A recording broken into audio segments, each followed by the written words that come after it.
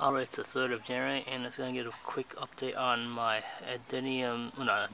my echinopsis collection. This is the echinopsis apricot pheromone as shown on the tag. And it's the bottom part where I've been getting a lot of pups. So basically, all these guys right here, some of them are trying to root a little bit. I already have this one and this one which I already rooted. So, and it's usually the bigger it is, the more mass it has on it, the quicker it should root, but not always. This guy was probably one of the smallest, and it still happened to root before a lot of these guys.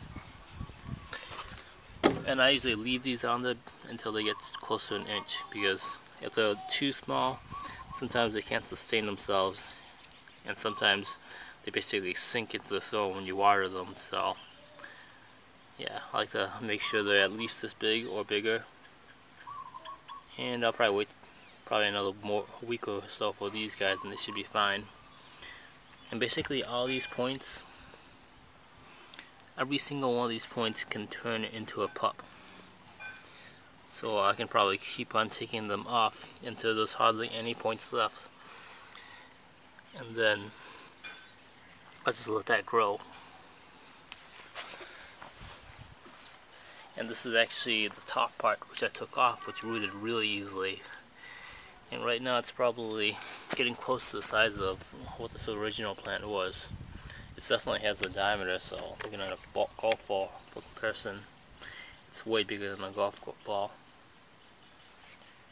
And this one's also grown a lot. This is the echinopsis rainbow burst. And it was not that much bigger than a golf ball when I got it a couple months ago. Not even, it's like probably 6 weeks ago. And these pups have definitely grown a lot in size, because from what I remember, probably had this in the last video, but these pups did not look this big before. And I'm thinking in another month or so, they're going to start crowding each other out, and I'm going to have to separate these. But yes, there's 48 echinopsis rainbow burst pups. And even after it made all these pups, it's starting to show a lot of pups. Like at the bottom, it's showing quite a few pups. And even towards the top, it looks like it's going to try to make more pups. So some of them, the rainbow burst, or some species, typically the ones that are more squat and tend to grow in diameter versus height, they're going to make a lot of pups. And an even bigger example, let's see, I believe this is echinopsis oxygona.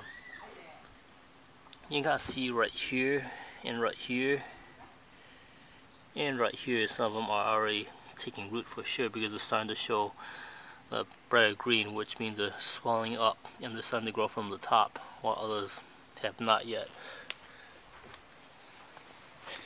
This is actually the mother one, which I can probably take a few more pups off, and I'm not sure if it's rooted or not. It's already been 2 or 3 weeks, but when I see that it's rooted, I'll probably repot this one up, just because it was getting way too top heavy and not able to support itself. And I just make sure it's really stable, and I know this type roots really easily. I just took off the bottom and want to re-root it.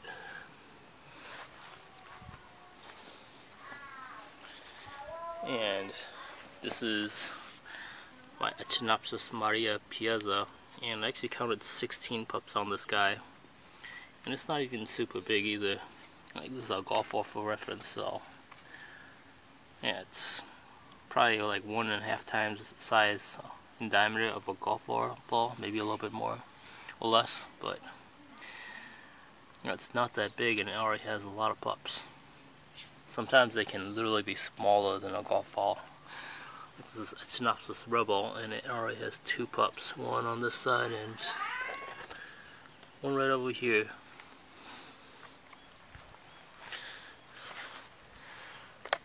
This is Cleo, which looks like it has at least 4 pups. Like, this is echinopsis Kazuko, and it looks like it's staying pretty small.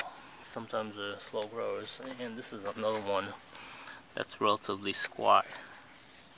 And I believe this one has 6 or 7 pups, last time I checked. But they're just starting, and they're not really all that big yet, so you obviously can't take it off when it's this big.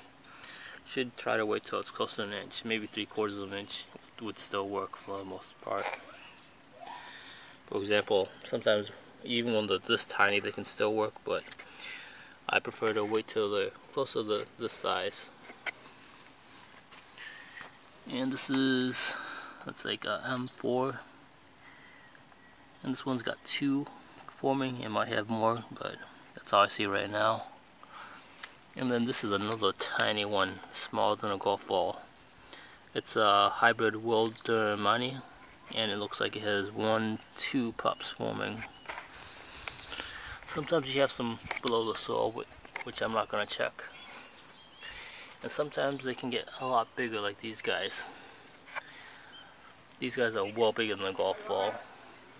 I don't see any pups at all.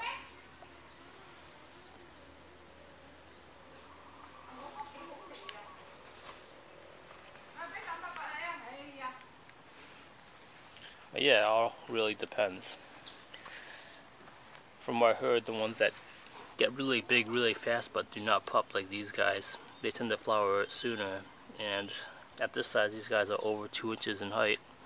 They should already be big enough to produce flowers. It's just right in the middle of the winter, so that's probably why it's not going to until the spring. But by the spring, both of these guys should be another inch or 2 taller. They should definitely be flowering.